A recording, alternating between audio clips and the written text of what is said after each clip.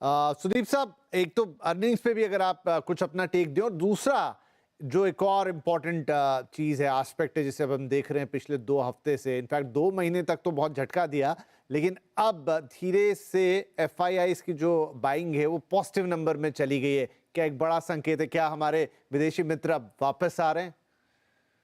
ये अर्निंग्स के बारे में मैं प्रकाश जी ने, सुनील जी ने बहुत कुछ बोला है। मैं सिर्फ यही बोलूंगा कि कुछ सेगमेंट्स में आपको थोड़ा ध्यान रखना पड़ेगा। मुझे लगता है सीमेंट पे ध्यान रखना चाहिए, क्योंकि डिमांड वापस आ गया है जो तीसरा क्वार्टर तक नहीं था। पर सीमेंट कंपनीज ने अपना एफिशिएंसी बहुत बढ़ाया है, ऑपरेटिंग एफिशिएंसी बहुत बढ़ाया है, तो शायद डिमांड वापस आने के साथ साथ उनका परफॉर्मेंस में भी सिग्निफिकेंट इंप्रूवमेंट होगा। देखना होगा कैसे actually these gets translated in numbers. एक सेक्टर पे बहुत ज्यादा ध्यान रहेगा, वो हो टेक्नोलॉजी। फोर्थ क्वार्टर के नतीजों पे नहीं, पर उनका जो कमेंट्री है फ्यूचर का उसको लेके, क्योंकि यूएस में स्लो डाउन का जो संभावना है, इसके कारण आईटी बजट्स का क्या हाल है, वो नए प्रोजेक्ट्स अवार्ड किए जाएंगे या नहीं, प्रोजेक्ट्स होल्ड बैक किए जाएंगे।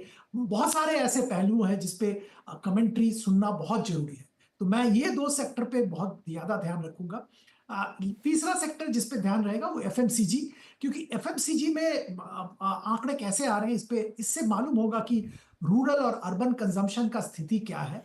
तो वहां पे भी Q4 के नतीजों का उतना नहीं, पर जो वॉल्यूम हो रहा है, जो कमेंट्री है, उस पे ध्यान रहेगा।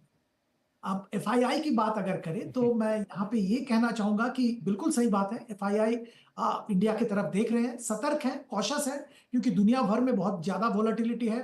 थोड़ा बहुत रिस्क अवर्शन भी क्रीप इन कर रहा है एफआईआई के मन में, नॉट बिकॉज ऑफ इंडिया, पर यूएस में जो हो रहा है, टैरिफ लेके जो हो रहा है, इसके चलते। पर इंडिया में सही मायने में अगर देखेंगे, जब वो एग्जिट कर रहे थे तब वैल्यूएशन एक लेवल पे चला गया था जहां पे हम लोग भी कह रहे थे कि कुछ हद तक अनसस्टेनेबल वैल्यूएशन पे बहुत सारे शेयर्स कामकाज कर रहे थे। तो वहां पे उन्होंने एग्जिट लिया, और अब जब वैल्यूएशन थोड़ा ठीक हुआ, तब वापस वो एंट्री ले रहे हैं। तो ये तो स्मार्ट स्ट्रेटेजी मैं कहूंगा। आ, तीसरी बात मैं यहाँ पे कहूंगा एफआईआई के बारे में, कि उनका ध्यान अभी चाइना पे भी है।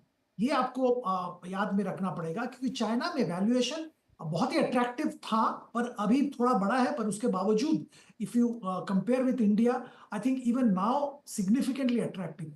हाँ, चाइना के बहुत सारे और इश्यूज हैं जिसके कारण थोड़ा घबराते हैं निवेश करने से।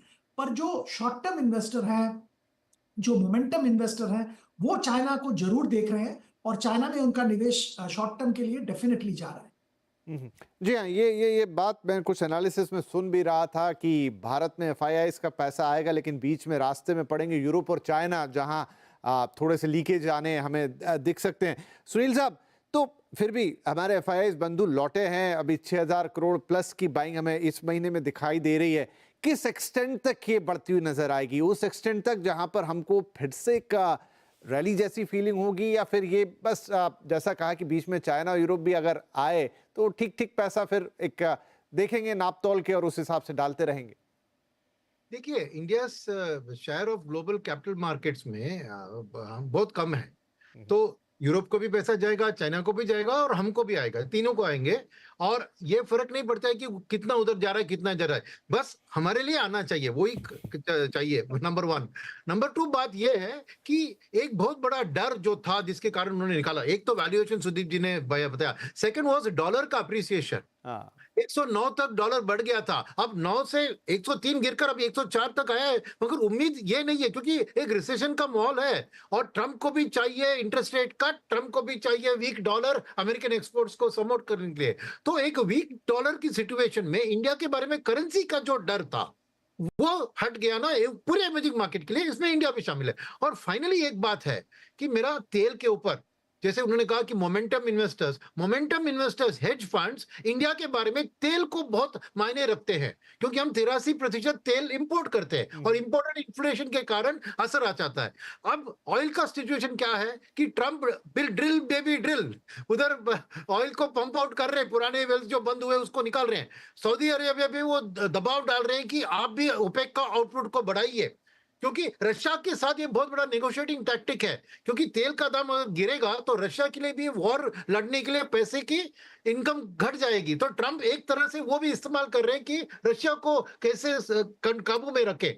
तो ये चीज के कारण अगर ऑयल स्टेबल या डिक्लाइनिंग ट्रेंड में दिख रहा है तो एफआईएस, मोमेंटम वाले एफआईएस दौड़ दौड़ कर इंडिया में आएंगे, क्योंकि उनके लिए वही बहुत बड़ा इंपॉर्टेंट चीज है। तो ऑयल का ट्रेंड भी एक इंपॉर्टेंट ट्रैकर है जो मेरे मन में आज के दिन में जो दिख रहा है। और रशिया यूक्रेन वॉर सॉल्व हो गया या हमास का कोई भी सीज फायर कुछ हो गया तो अभी याद है ना, वो दूसरा पोर्ट भी खोल दिया उन्होंने, तो वो एक ऑयल के दाम पे ऊपर एक डाउनवर्ड प्रेशर है। तो ये भी एक पॉजिटिव चीज है जिसके कारण एफआई फ्लोज इंडिया की ओर थोड़ी और बढ़ सकते हैं। राइट प्रकाश जी, तो किस हद तक हम बढ़ते हुए देखेंगे किस चीज को एफआईआई की बातचीत? एफआई देखिए, एफआई के लिए सबसे इम्पोर्टेंट चीज रहेगी कि चाइना की तरफ जो ये प्यार जो अभी आज उमड़ रहा है कि चाइना में टेक्नोलॉजी बहुत बढ़िया है, वापस कंजम्पशन शुरू हो जाएगा, रियल एस्टेट वहां सुधर सकता है। वो क्यों हो रहा है? क्योंकि जो पैसा हमारे यहाँ से और बाकी कई मार्केट से जो यूएस मार्केट जब गया था तो सबको ये उम्मीद थी कि जो यील्ड्स हैं, यूएस बॉन्ड यील्ड्स हैं, वो 5% तक चली जाएगी। हुआ ये कि वो उल्टा हो गया और वो यील्ड्स 4.2 पे आ गई, 4.6 से। तो जो मायूसी आई है एफआई को, उसकी वजह से चाइना को फायदा हो गया। अच्छा, एक और चीज देखिए, पिछले 3 महीने में, मार्च खत्म हो रहा है तो जनवरी से मार्च तक के जो जो पीरियड है उसमें जर्मनी और फ्रांस के मार्केट्स में भी बहुत पैसा गया है जो 12 साल तक कभी नहीं गया है। तो पिछले 10-12 साल में जो वहां पे एक ठंडा सा वो चल रहा था कि भाई कुछ नहीं, ग्रोथ नहीं है, कुछ नहीं है, वहां के मार्केट्स में भी ग्रोथ आने लगी। तो यूएस जैसे जैसे ये हम सोचते हैं कि ट्रम्प साहब की टैरिफ के चक्कर में बाकी देशों को नुकसान हो रहा है या बाकी देशों के मार्केट में उथल पुथल मच रही है, एक्चुअली उनके मार्केट में भी बहुत अच्छा खासा वो हो रहा है, हलचल मची हुई है। तो वहां पे जैसे जैसे इन्फ्लेशन थोड़ा सा बढ़ जाता है, लोग काम काज करने के लिए एम्प्लॉइज नहीं मिलते, लोग नहीं मिलते, वर्कफोर्स नहीं आती, आप ये देखिएगा कि पैसा वापस वहां से जाएगा। मेरा अनुमान ये है, और ये काफी हद तक सुनील ने जो कहा उससे मैच होता है। सुनील ने जो समझाया कि फॉरवर्ड लुकिंग मार्केट कैसे देखता है, अगले 3-4 महीने में चाइना पैसा एलोकेट करेंगे लोग, एफआई खास करके। हमारा मार्केट इस पीरियड में जब इंप्रूव होता हुआ उनको दिखेगा और चाइना से उनका जब मन भर जाएगा तो फिर हमारे यहाँ जो पैसा आना है वो आएगा। और तब तक होगा क्या, रुपया आपका मजबूत होता हुआ दिखना शुरू हो जाएगा। ऑलरेडी डॉलर वीक हो रहा है, अब रुपया भी स्ट्रांग हो जाएगा। अब रुपया जब स्ट्रांग होता है तो एफआई के लिए बहुत बढ़िया खबर है ये। इकोनॉमी स्ट्रांग है, अर्निंग्स ग्रोथ है, आपका इंटरेस्ट रेट घट रहे हैं और चाइना में जो पैसा लगाना था वो हो चुका। सो ये होते हुए 3-6 महीने निकल सकते हैं। तो एक आध कोई यूएस में अर्थक्वेक आने दीजिए, गड़बड़ होने दीजिए मार्केट में, उसके बाद हमारे पैसा जल्दी आए। सो कहीं से दबाव होगा तभी हिंदुस्तान में पैसा आएगा।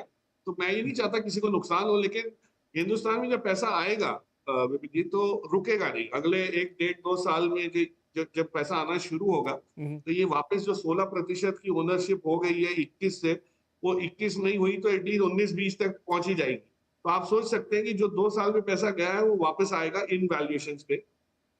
तो हमारा मार्केट के कहा मतलब कैसे उसको अब्सॉर्ब करेगा, रिसीव करेगा, वो देखिए। और डोमेस्टिक एसआईपी ग्रोथ तो आप देख ही रहे। तो दोनों, जब डीआई और एफआई दोनों के पास अगर पैसा है और दोनों चेक लिखने रेडी है रोज, तो आप सोच सकते हैं कि मार्केट में जो मूव है, ऑफ कोर्स प्राइमरी मार्केट ये वो काफी चीजों में डेप्थ बनती जाएगी, बट बहुत सुनहरा मौका मिलेगा आपको। उसको उसके ऊपर नजर रखिए, वो उसको नजरअंदाज मत। राइट तो सुदीप जी, क्या माने कि एक बॉटम आउट हो गया मार्केट, जितना गिरना था गिर गया? आप जिस शुरुआत की बात कर रहे हैं प्रकाश जी, उसकी शुरुआत हो चुकी है। वो थोड़ी रफ्तार कम या ज्यादा होती हुई अलग बात है, दूसरे फैक्टर्स अपना काम करेंगे, लेकिन अब यहाँ से वापस टिकिंग टुवर्ड्स माउंटेन वाली बात ऊपर की तरफ ही जाता दिखाई देगा। जी, मुझे तो ऐसा ही लगता है। देखिए, इसका मुख्य कारण ये है, मैंने पहले भी इसका जिक्र किया कि इंडिया एक बहुत बड़ा ट्रेड पार्टनर यूएस का नहीं है, तो टैरिफ का डायरेक्ट इंपैक्ट इंडिया पे कम होगा।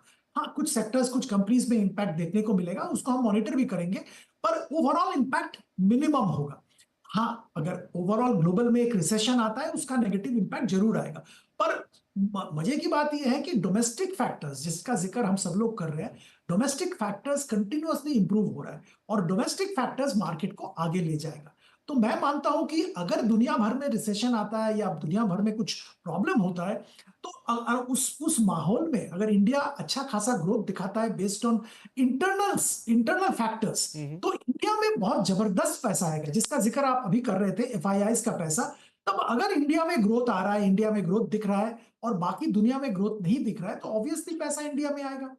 तो मुझे तो लगता है कि हमने जो गिरावट देखना था वो अभी के लिए तो देख लिया है। मार्केट में वोलेटिलिटी जरूर रहेगा, सेकेंड थर्ड अप्रैल को बहुत ऊपर नीचे मार्केट शायद होगा, पर अगर आप एक 6 महीना 12 महीने की बात करें तो मुझे तो मार्केट ऊपर की तरफ ही दिख रहा है, कोई इसमें कोई शंका नहीं।